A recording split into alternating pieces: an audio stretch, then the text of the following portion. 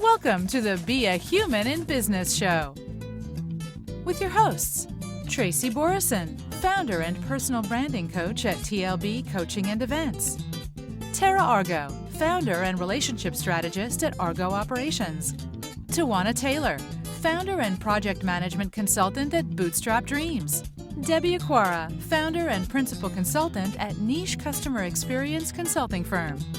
Let's start the show. All right. Thank you, everyone, for joining us for another episode of Be a Human in Business.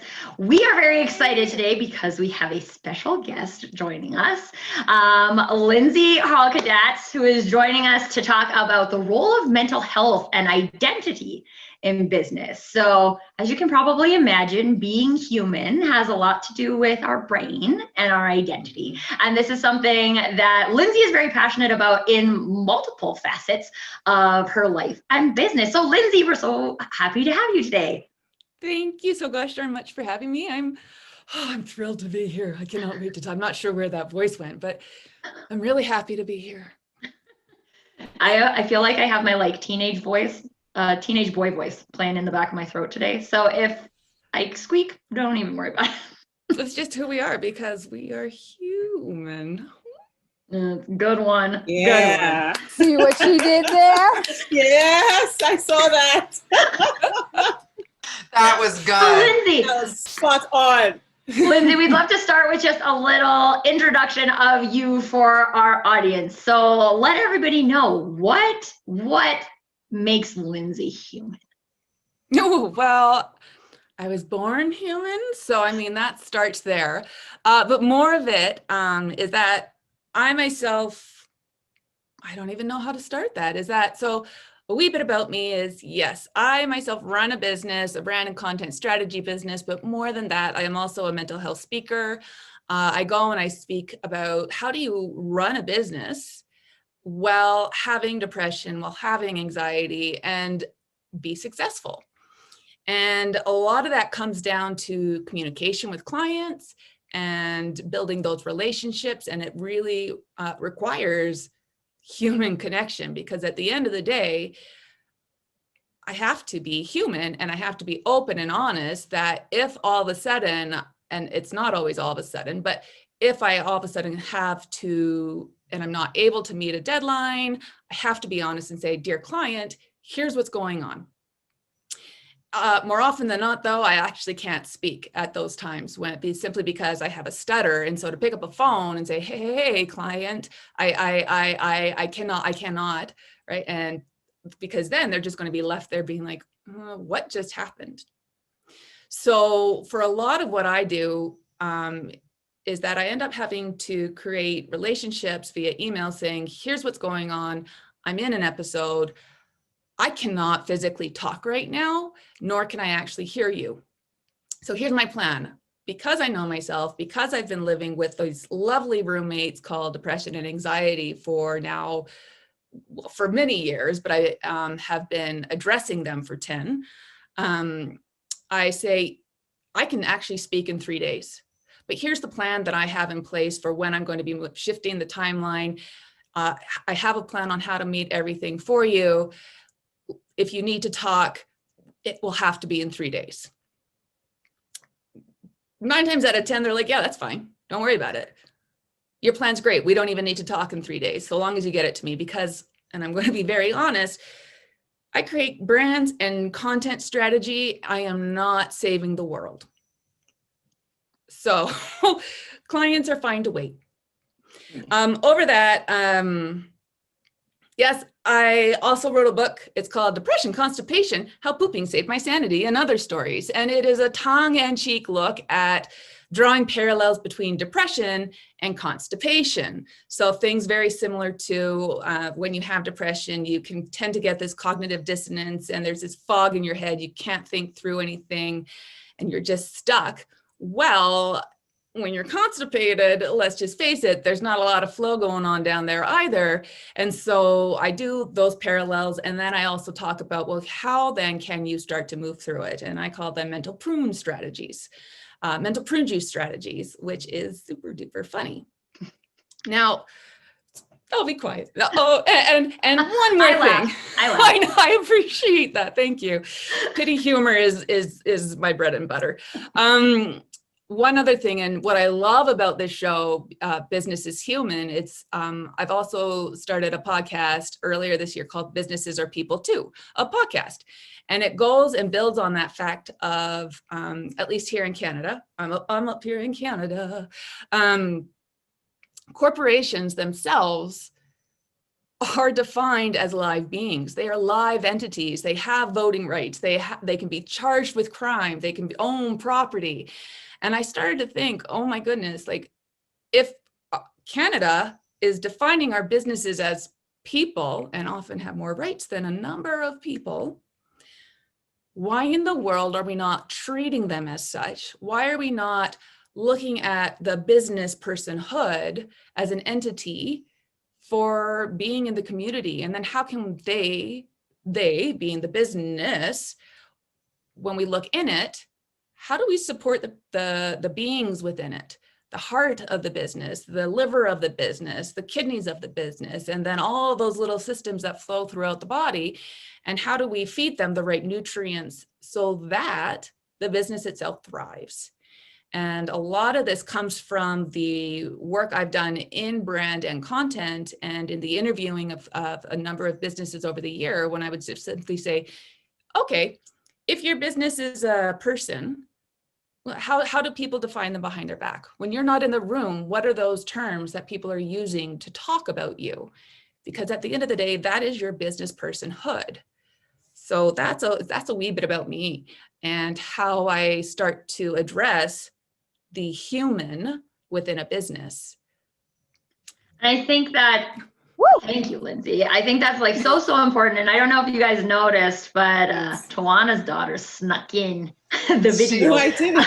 I love it. Yes. While we were in there. And I think it just is like, it's so important to remember that individual or people are having these individual experiences, right? So if you're work as part of an organization, or you're on a small team like this, or you're trying to run your own business and you're looking for an accountant or whatever, all of those people are just, they're people too, and they're having a human experience that you don't know and often can't understand, because a lot of times people try and keep their private lives behind closed doors, right? So our access to be able to understand exactly what they're going through doesn't necessarily mean that we can't give them that grace, that we can't give them that space to say, we understand as a human race that this is what people are experiencing as people, and that is going to be reflected in your business. And I loved how you talked about, like, I had a boss once that always told me, I come from all marketing forever background, and he was like, we're not saving babies.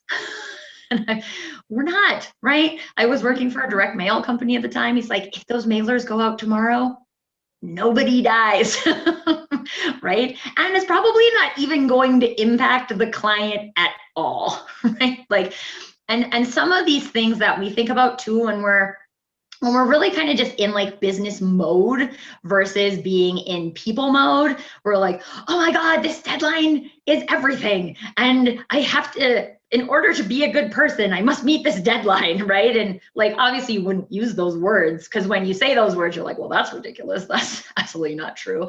But that's how we treat it, right? We treat it as like this urgent thing that has to happen. And I had this experience actually this past week, because I had some confirmation emails and stuff I needed to make sure I could send out to people when they signed up for my workshops and stuff. And like, yes, at some point, this is important. People need to know how to do the next thing. But right now, in this 10 minutes right now, this is not, nobody's life is going to explode if this doesn't happen. Right. So I love that so much. And I want to get the other ladies' opinions too, because like when I think about that, I really think about it as like creating space for you. And when I think about mental health, often it's like, unless we have that space to kind of have that freedom of thought, we're always feeling like we're enclosed, and thoughts, and having space can really help us. deal with that. And I think it ties in quite a bit to identity as well. So let's hop to Tawana, because normally I go to either Debbie or Tara. So switch it around for today. Actually, Debbie's got her hand raised, so she's got something she wants. Okay, Debbie, you go. Yeah, so I'm just curious, though. Thank you for sharing your story, Lindsay. Now, listen to you talk about your experience and doing business, right, in that state. I found particularly interesting the fact that you could be honest and upfront with your clients, and then they don't have an issue with it. So my question about that now is, how did you position your brand to the point where your clients, like I perceive that the kind of sense you were for real, saying what it is that you're saying, right? There was no assumption of trying to put up airs or being somebody that you're not. I kind of perceive that you were upfront in your personality as well, in your identity, right? So how did you position yourself with your clients to the point where even when something, you're allowed to be vulnerable and still do business and be upfront about it? Oof, great question. Oof. You know, in full transparency, I didn't start that way. And I mean, so my journey with my mental health really I've come from a very corporate background. And so before I started the Right Harle and Quirky Lindsay Harle, I was working in one of the big 4 accounting firms in their marketing department. And in full transparency, again, I was a huge purger. And so I was trying to purge out all my quirk all the time. And when I started my business, I still thought, I have to be this corporate individual. I have to show up perfect. I have to be this thing, because that's who I thought I had to be in corporate Calgary. And that the only way I could then have a successful business, writing brand strategy, copywriting business, was to be that same individual. That didn't work. And so, you know, I started to grow my business, and I thought I was growing it well in an honest manner for, I don't know, 3 to 5 years. And I really only started to share my story 2015, 2016. And it was at that point that the clients who really started to resonate with that came into my life. And it's not that those who weren't there before, who I worked with before, didn't support it. It's just, it wasn't a part of who I was publicly. And so now it's been an interesting journey in that I'm not necessarily known for my brand and content business. When people do come to me, they know they're going to get great quality. They know I'm going to ask them thought-provoking questions. But more people know me as a mental health advocate, as someone who goes out and speaks on these things and isn't really ashamed to speak on it, but to shine a bright gosh darn light on, hey, this is something of who I am. But I mean, I don't go into a prospect meet and be like, hi, so if you work with me, I may have a depression episode, I may have anxiety, and it may impact our timelines, just a heads up, right? But I'm there, and a lot of people choose to work with me because I'm so open and honest about the fact that I have this, but I'm very passionate about it. I speak on it, and a large part of that just came from starting to understand my own identity, my own brand, and why are people choosing to work with me in the first place? And well, they like the quirk, they like the questions, they like that I have beautiful processes and have a gorgeous spreadsheet for them. But they also like the fact that I'm very open and honest in conversation, because it allows them to be open and honest in conversation with me. And a number of my clients who I work with share their hardships with me. And especially, and even more so over 2020, because I had been so open and vocal and gone and done public speaking and shared these stories, they knew that they could come to me and have these, Lindsay, I don't know what I'm doing. I don't know what to do. I'm so overwhelmed. This is anxiety like I've never known. How do you go through this? And I'm so privileged, I feel, that for everything I've gone through, I can now sit and support other people. Yeah. And I have a dog snoring right behind me so hard right now.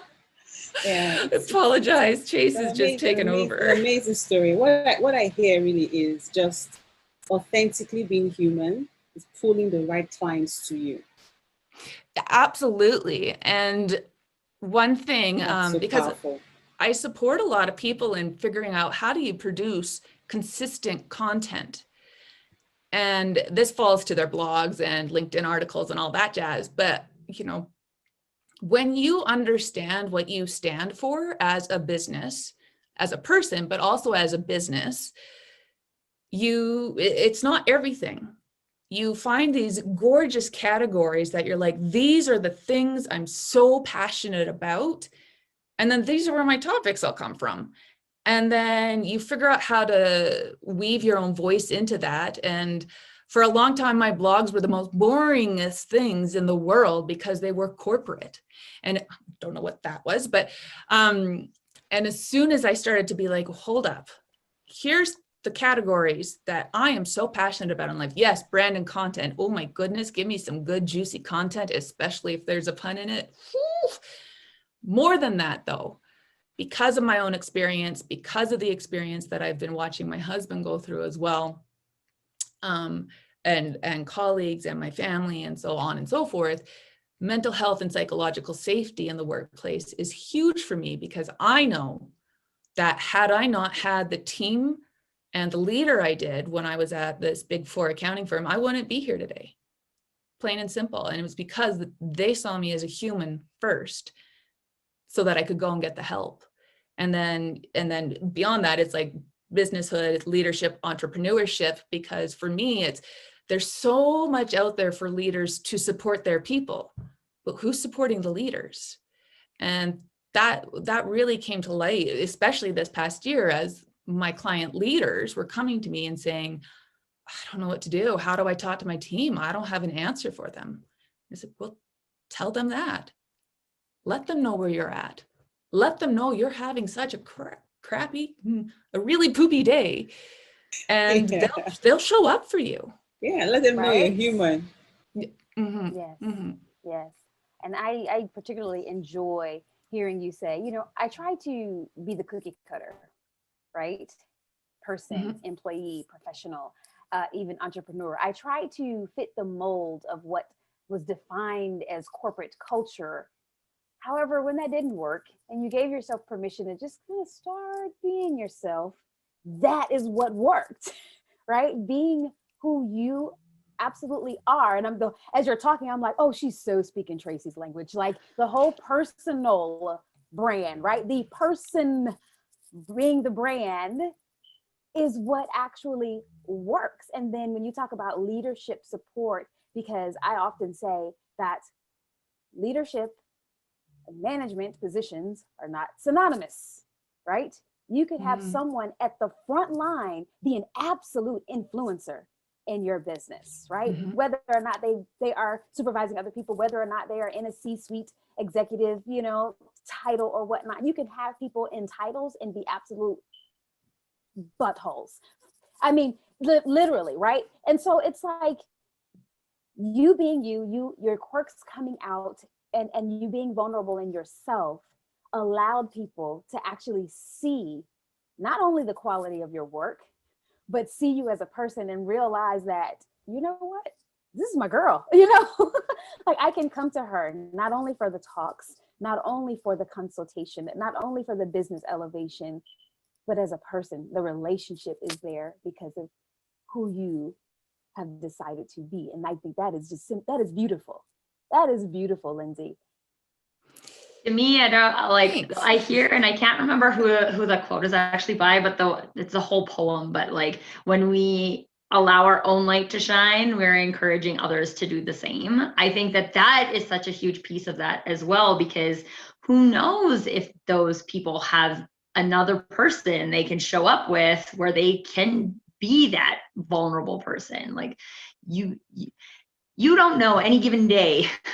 This is why I love the like smile game too, right? And during COVID, it doesn't work so well with the masks on, but like I used to do that all the time, just like walk down the street. And I think when I lived in Vancouver, people thought I was nuts because I would just like walk down the street and smile at everybody. But like the number of times that like somebody smiled back, and I don't know if that was the only time they were going to smile that day, like that makes a difference. That makes a human difference. It really does. Yeah. It really does. You know, oh, go ahead, Tawana. I'm going to come in after you. No, I was just gonna, just spinning off of that, you turned your suffering into service, right? Like you literally took a situation and found a message out of what other people may perceive to be a mess, yet the impact, right? The impact of you living in your truth, the impact of you sharing like what most people would perceive to be a mess, but it's like, yeah, you might not, yours just might not be visible. Right? But we all have messes that we are trying to step over, throw a rug on sometimes, right? But you absolutely made an impact just by being your human self, by being your person. Tara, take it away. No, Tawana actually took the words out of my mouth a while ago. I was thinking like the whole time I'm sitting here completely in awe of your story. And you know, you are a beautiful example of what it means to be human and how your story is exactly what the story that we're trying to tell, that, you know, the openness and the honesty and the transparency, like if people could get behind that, like you're drawing people to you based on that because you're human. And so many people are missing that. We're missing it definitely in corporate. All of us have come out of corporate. We know that was part of the reason that people want to leave is because of that. So we are so thankful that you would share your story because you are exactly a beautiful example of being a human. Well, and I think, thank you. But I think more so is that what we don't realize is that the more we step into ourselves is that we then turn off and turn away the people who will not connect with us. And I know, plain and simple, I have lost friends because I've started to step into my voice, because I know my depression, my anxiety was serving them in some way. And while I'm not going to stay in that place for them. So I had to really get clear on, okay, well, what am I standing for? Who am I? What is the impact that I want to have here? And at the end of the day, it's not even impact, it's influence. How can I influence people to be more kind and more human? And I reflect right back to when I had a huge anxiety attack in the middle of Bankers Hall here in Calgary, which is like downtown corporate Calgary. People are going around in their power suits.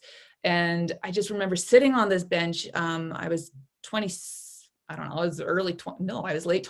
I was in my 20s at the time. I don't remember. At some point I had a different haircut.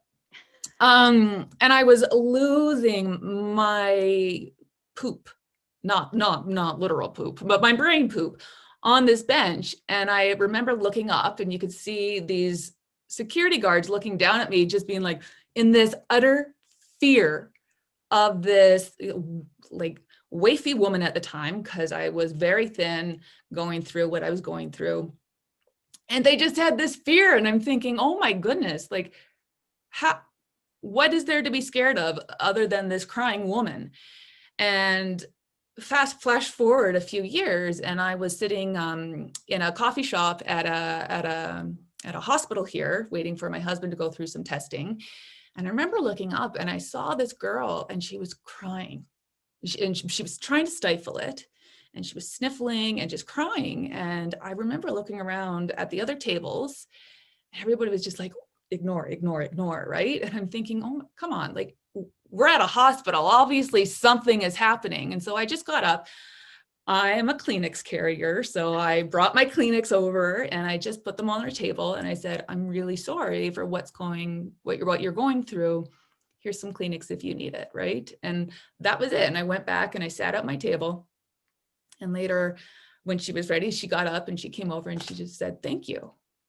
And that was it. That was all. But I mean, in those moments, those are the hardest moments, and you're already ashamed and embarrassed, and you're like, I just really wish I could have held it together in public, but sometimes you can't. And so if we can just be a little bit more compassionate towards people in those moments, I mean, you just don't know, like, I don't know what happened the rest of the day for her, but I know in one moment somebody saw her, and that was all I wanted in that moment as well, rather than these big beefy security guards staring down at me being like, ooh. So it's, yeah, I mean, it's just about being human at the end of the day, because when we see people give back. People are there for you. And I think that is such a lovely story, because when a lot of people kind of put themselves in your shoes and experience that, they would want to say that they're the person that would go give someone a tissue. And I think everybody can also think of an example where they didn't do that, right? Like they thought about it and they didn't do it for whatever reason, what someone else would say, or your mental poop, your own mental poop, clogging up your brain. And it's the same thing in business, right? So like, you don't know what a coworker is going through today. Tara and I had a bunch of chats this week. So we're like, wow, it's been a week, right? Like we just need another human to talk to about it. And like our spouses carry a lot. Mine does anyway. I was like, here you go. Here's all my crap. You just carry it. Follow me around and carry it for me, right? But it's also like, there are people that you can surround yourself with that don't feel the weight of that, right? Like I can be like, hey, I need to get something off of my chest. And like, quite honestly, I feel like I could talk to any of you guys on this call and just be like, I need to talk to somebody about this. Can I talk to you? And you'd be like, yep, like here's my Zoom, right? And that's the point, right? So we are living in this opportunity. We have an opportunity every single second of our day to show up as a human, and not only just a human, but the human we want to be. Who do you want to be today? Yesterday, I wasn't the person that gave the girl a tissue, but today I could give the girl a tissue, right? And there was something in my brain that said, you should give her a tissue, right? Or you should just like, let her know someone sees her, right? Like, because I don't know. Actually, it was funny because my son has started doing this thing, and I didn't really realize it until he started saying it, but he was like, he just says, turn to me. And I was like, turn to me. So if you're like on a call or looking at your phone, turn to me. And then when you look at him, he's like, I'm right here. He's 2.5. Okay. This kid, and his emotional intelligence is kind of out of control. But I was like, he is just communicating to me right now that he needs to be seen, and he is not feeling seen. And like, how often in life do we not feel seen? Far too often, right? And we're not all 2 years old just being like, turn to me, I'm right here, right? Like, and it was funny because he did that once while I was on a client call, and she was like, that is just kind of amazing. And I had never really thought about it. And I was like, I am really impressed at you. Maybe my like personal branding coaching is rubbing off on him, but it's just, that's the thing, right? Like every human they have a place, right? Like every human on the planet, even though we're getting highly overpopulated, has a place, right? And they need to feel like they're worth that space, right? Because they are. And there's so much other crap that can convince you that you're not worth the space. And somebody taking a moment to share a smile, to share. I had a coworker once who just sent me this like weird squirrel emoji that was like, you're nuts and I like it. like those things they're highly appreciated by people, right? Like you just took a moment of your day to appreciate me just for existing. That's cool. And we could all do that. I actually did that in my mastermind this week. The project that I gave people was to give kudos to other people, like show your appreciation. I'm a big Dale Carnegie fan, so I'm always like, show sincere appreciation. And we just don't do it enough. And it is rewarding for you too. Like part of the human experience is giving that, and the amount of joy you can feel in your heart by doing that for another human. So I could talk all day about this probably. Debbie. I know you can. I know you can. Debbie, you got him. Let's stop Tracy. Stop, Tracy. Yeah. We need like Tracy stop signs. You know, like We should get one. We should get one. Stop, Forrest, stop. No, that's what's that exactly. Right. So, I mean, just hearing everybody speak, what comes to mind for me really is you are as human as where you've been, right? Yes. You're as human Yes. as where you've been. So if you don't embrace where you've been and own it, don't be ashamed of it, embrace it, own it, live in the moment. Because thinking about that, I mean, you know what it feels like to just sit there and just cry. You don't want to talk to anybody, you just want to cry. Have a good cry. Mhm. And just let it out, right? She didn't need to tell her, typically you probably go, do you want to talk about it? But that was not the moment. And you knew because of your story. And it just got me thinking, like, if we don't own our stories, we don't build our identity, and we cannot be human. You can only be as human to the degree of your experience. You know, it just came to mind, listen to everyone speak and listen to you. I think it's so powerful how experiences build the identity. It is so powerful. And that translates to business. It's the same thing. Debbie, you hit so many, I'm not nails on the head. Is it? You hit so many nails on the head in that. So I do a lot of values work, both with clients and how do you get, because for me, and this is a big frustration, it's that so many companies are like, these are our values. And I'm like, no, that is a fluffy word that you're saying. What the heck is that value in an action? Because values are action, not fluffy statements. And it's when we really sit down to go inward and start to identify, well, what does a value mean? What is a value in action?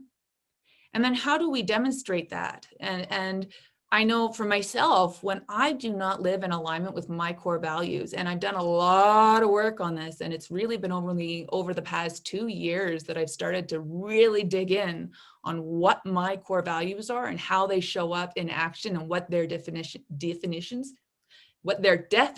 are for myself. That's when real, like, I feel like it's now that I'm starting to have impact because I understand that more.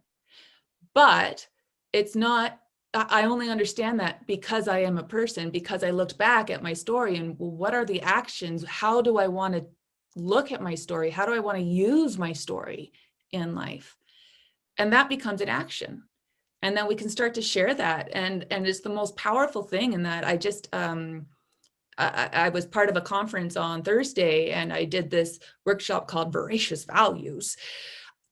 And the participants were there and they started to really dig in as to what their actions were. I love children all over the place. It's fantastic. The notes I got after the workshop from a few of the individuals, like, it's the most powerful thing because they are able to, because they never thought about it. They just thought up to that point, well, this is my value, I guess, but it's no, that's not. And you can start to look through your life of when a core value of yours wasn't aligned. That's more often than not when your identity is totally missed. And the thing is, we are who we are supposed to be before the world told us who we were supposed to be. And the world often kicks that all out of us. So I feel like Tara needs to say something. I know, I'm like, Tara, yes. I clicked myself on. This is so rich, guys. Like, I am just sitting back here like I don't even know what to say. It is unbelievable. Yeah, there's so much to unpack. And you're just talking about values now. I'm not sure how much time we have. We can do a whole episode on business values. Let's talk about business values sometime, ladies. The way businesses craft values, what human elements inspire, what identity inspires. We have so many superficial that want to be the best in the world, top class for our customers, stakeholders. It's so impersonal. Like, there's no human element to it as well. So you hitting on that right now is like, She's on. It's on. We gotta have Lindsay She's back. on. We'll have Lindsay back to talk about business values. Well, business values. You know I've got it in the notes. You know I've got it in the notes. Oh yes, and I'm sorry I didn't mean to interrupt, but it was so good. I'm like, I'm just so stinking excited. I can't help but say something. But I think this is interesting too, right? Because you guys, like, we all came from corporate, right? And like, I know I have experience where I was like, what is this value? And you're right. Everybody has like corporate values, right? Like, what does that mean? Right? But that's the beautiful thing that I've noticed about COVID. Well, and that's the thing that this pandemic has really shone a light on for businesses is that they had fluffy values. And so many companies I'm talking to now are like, we're not who we were before. And I'm like, well, tell me all about these values. And they can't. They have no identity. They can't. They have no identity. And I can remember working at a recruiting firm in my early to mid 20s. I don't know how old I am anymore, apparently. But Lindsay did a bunch of stuff in her 20s, guys. My 20s was fell. And I remember like we had to know those values inside and out. The owner would say, stop us in the hall and say, what's this value? And we could just regurgitate what it was, but not a single one. Well, there was one gal, and I think the world of her to this day, and I still talk with her, but there was only one person in that entire company, and it wasn't the leadership team, nor was it myself or anybody else, who actually showed those values in action. I could regurgitate them, and I can regurgitate them to this day, but I do not still know what those values in action were for that company. So I think that's a big thing that COVID is really shining a light on. These are just hands going all over the place. So it is. And it, like, from when I think about my state government experience, right? Because it's people, very people centric, right? It's all about getting things to the people, meeting the needs of people. And when legislation happens, which we're in our legislative session right now, but when legislation happens and, all that happens, and then bills turn into laws, and then laws are passed, and then you have to scurry in government work to make sure these things happen. But what really resonated with me in seeing that and thinking about, the person aspect, it's like, you know what? People don't get passionate until it gets personal. If something has not happened to that legislative person's or that lobbyist or that company's, somebody's thing, right? Somebody in their life weren't directly affected, weren't hit by a drunk driver, or wasn't diagnosed with some type of developmental ability or something. I mean, people don't get passionate until it gets personal, right? When people are killed, these things now have moved people into action because of a value, right? An influence. And now they want everybody else to believe it, and they're going to mandate that everybody else feel a way about it, right? Whatever the case may be in life, whether it's some type of wellness health support, whether it's some type of, a family matter, whether it's a financial thing, whatever it's whatever, people don't get passionate until it gets personal. And what you're sharing is just like a resounding gong to me, that's when people move, when they can resonate with what they're doing. And then that's even a whole nother topic about career alignment, right? How many times, sister, right? It's like, how many times do people apply for a job because they want money, or they think, well, if I get another position, or if I get a promotion, or if I get whatever the case may be, things will be better. And then they get there and it's like, that's it. Like, this is yes. They weren't aligned with what they were pursuing. So hard stop. You know, another thing that I was thinking about too, for me, I'm like just now discovering myself, because I just left my job in August of 2020. So like I'm going through this and I'm like, wow, I like all these things. Well, I had to keep myself in this box that I don't like to be in boxes. If you guys know me, I can't stand to be in a box. I want to be outside of it. And so it's incredible. Like, you're on this transformational journey. It's phenomenal, but no one knows that until you go through it. Because as you said before the world told us who we are, we had to live within that. It's so funny because, like, two things is that I can remember so clearly being in university and being like, I cannot wait to wear my power suit, my power corporate suit, not even knowing that suit was not mine. It would never be mine. And every time I put it on, I was like, this is not right. The quirk is now going away, so on and so forth.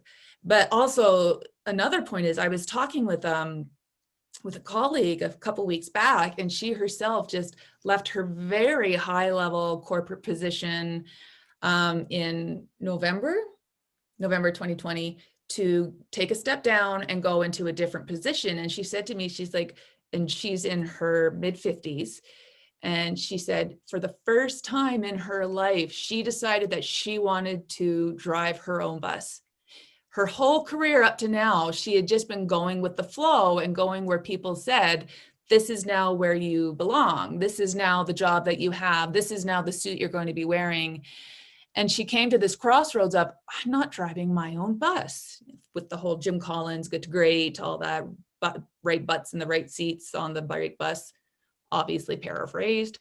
And I think that's a huge thing, particularly for women in the workplace, is that we often go with the bus that we've been put on, but we never are in our own driver's seat of it. And so when we start to step into and say, oh, no, I want to drive my bus, that's when we can get aligned. That's when we have more impact and influence. And I'm just sweating. I'm so excited.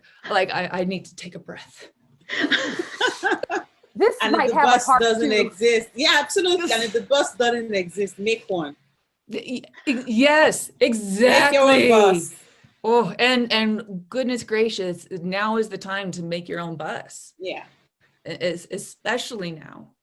Yeah, I think once- too, like, I'm just thinking now, like, I think of all the visuals, right? So like, I'm thinking of this bus, and then you drive by this like really awesome Ferrari or something, and you're like, oh, that'd be cool. But you just sit on your bus. You're like, you could have that. You could have that. You Yeah. can drive. You don't even have to drive a bus. You know, like, Yeah. Yes. drive what you want. I actually see the opposite picture. I see the person in the Ferrari, and I see me in my big bad bus, and I'm like, you want this? You You know how much horsepower this bus has. You know you like this big bad bus.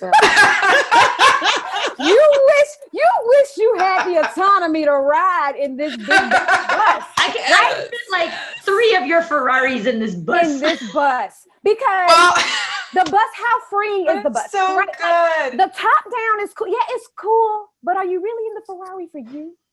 No. That's true. That's right. Oh, the Ferrari is the suit that you oh, thought was the suit you wanted to wear. That You is a know, really good And point. when COVID hit and I realized I could drive my own bus, that I didn't have to do what I've been taught my entire life, like there's no stopping me. Like as soon as I discovered that and that veil was lifted off my eyes, I was like, Yeah. watch out, because it's never going back. Yes. Never yes, going back. Yes. And it's like that moment. It's like, we're not saying that if you want a Ferrari, get you a Ferrari. Just get the Ferrari for you.